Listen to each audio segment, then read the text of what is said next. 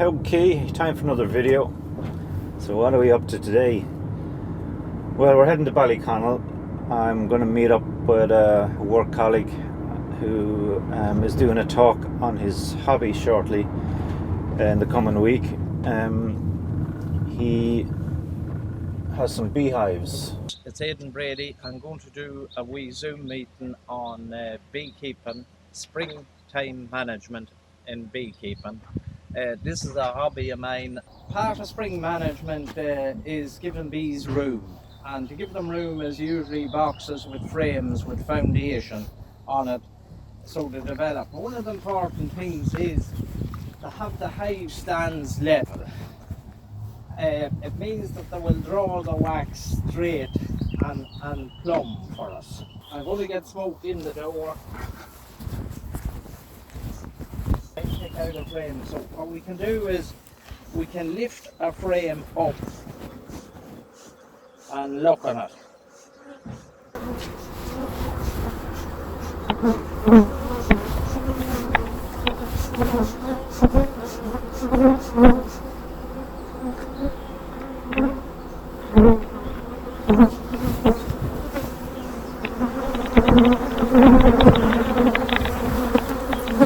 I just want to make sure that I don't shake this frame because there's a charged queen cell on it, and I'll show it to you on the camera is there.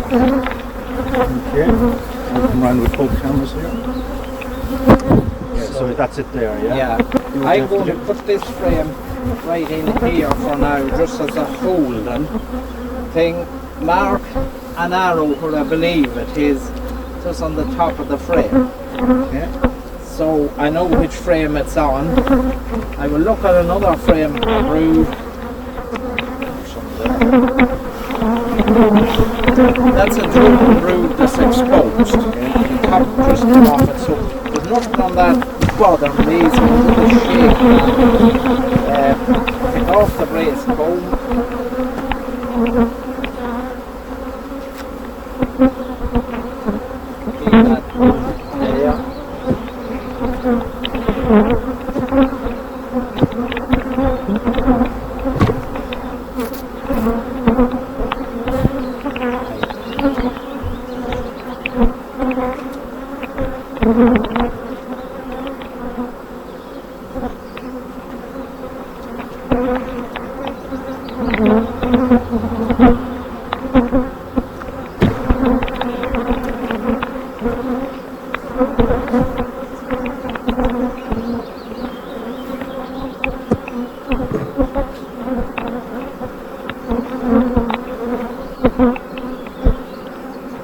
My evidence is this queen has slowed down from there because there's no place for to lay eggs on that frame, and it's right in the brood nest, but there is no flush of eggs.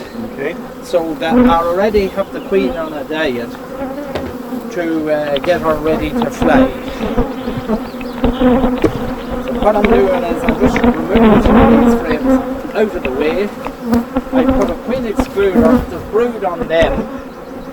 I put a queen excluder on the top of that. I use an empty box and I shake every bee down, and at the same time looking for the queen. When I shake them down, I can hang the frames on the stands. So what we're doing, we're getting right into the heart of the hive. I'm also looking for more, and I'm looking for good queen cells that can be divided up.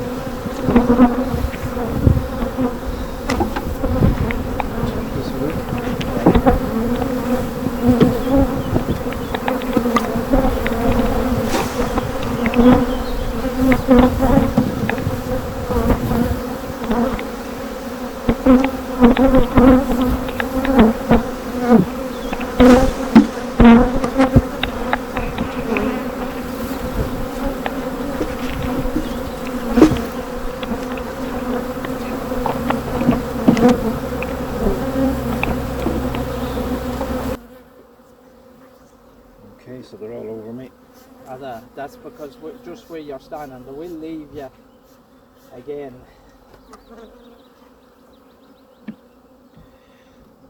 So, do these bees sting you with a stinger or with their mouth pincers, or what's the sting? They have a sting, a spike, like at their tail. And is it like a wasp that only have the one sting, it leaves the sting in you, or does it can it sting numerous times? They lose the sting in the bee days. A wasp can sting several times. Right, okay. The sting is capillary action, like two spears working side by side to dig their way down into the skin. Right. Now there's a barb on them, a backwards barb like a hook on a fisherman's hook. It won't come out. Right. So when they head away, they leave the sting apparatus in it, and that bee dies. And it's a female worker that stings you. A drone doesn't have a sting. A queen has a sting, but it's only to fight other queens. Right. Right.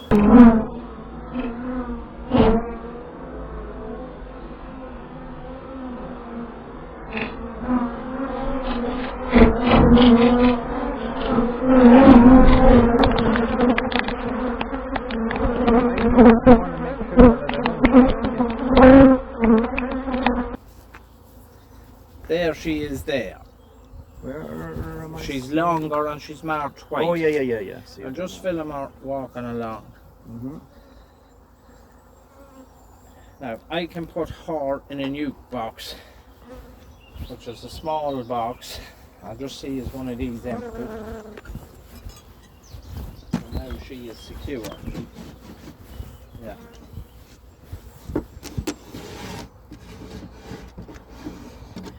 So, what price would you put on that queen bee in value terms?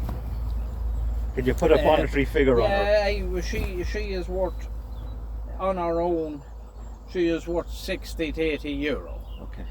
Now, a colony of bees is worth 150 euro plus, a nuke, which will be starting someone out this year for next year. Bees have gone up